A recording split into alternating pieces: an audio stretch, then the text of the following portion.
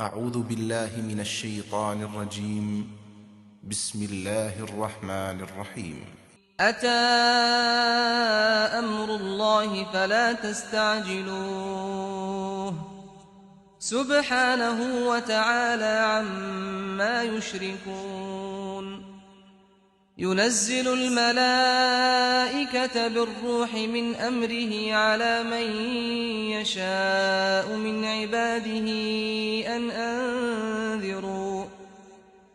أنذروا أنه لا إله إلا أنا فاتقون خلق السماوات والأرض بالحق تعالى عما يشركون خلق الإنسان من نطفة فإذا هو خصيم مبين والأنعام خلقها لكم فيها دفء ومنافع ومنها تأكلون ولكم فيها جمال حين تريحون وحين تسرحون وتحمل أثقالكم إلى بلد لم تكونوا بالغيه إلا بشق الأنفس إن ربكم لرؤوف رحيم والخيل والبغال والحمير لتركبوها وزينة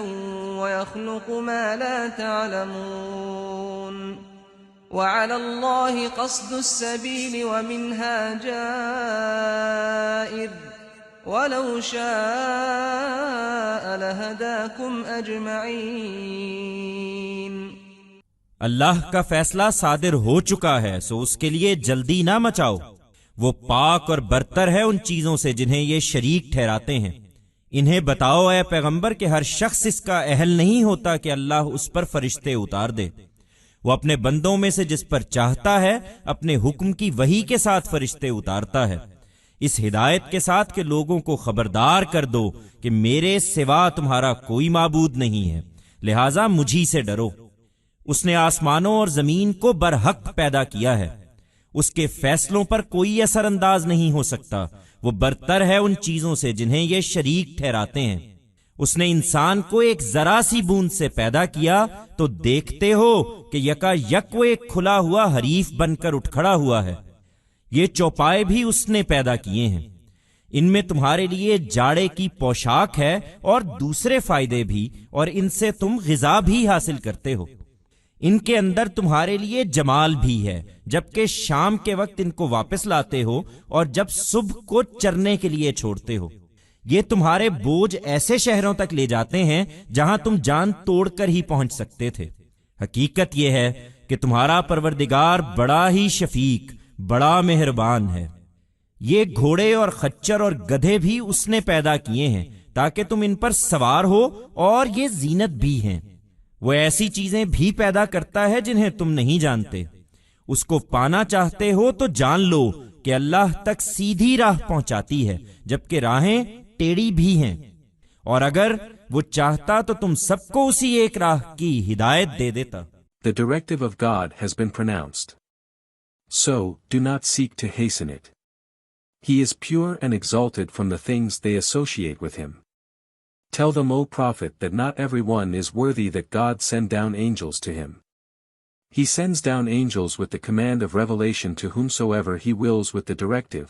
Warn people, there is no deity for you, except me, so, fear me alone. He has created the heavens and the earth with truth. No one can influence his decisions. He is far above those things which they associate with him. He has created a human being with a small drop, so, you see that he has suddenly arisen to become an open enemy. He has also created these cattle in which there is the winter's attire for you and other benefits too, and you also obtain nutrition from them. In them, there is also splendor for you, when in the evening you bring them back and in the morning when you leave them to graze. They transport your burdens to cities where you could have only reached with great difficulty. In reality, your Lord is very affectionate, very merciful. He has created these horses, mules and donkeys also so that you ride them, and they are also an adornment. He also creates things which you do not know. If you want to come close to him, then know that, the straight path reaches God, whereas there are deviant paths as well. And had he wanted, he would have guided all of you to that one path.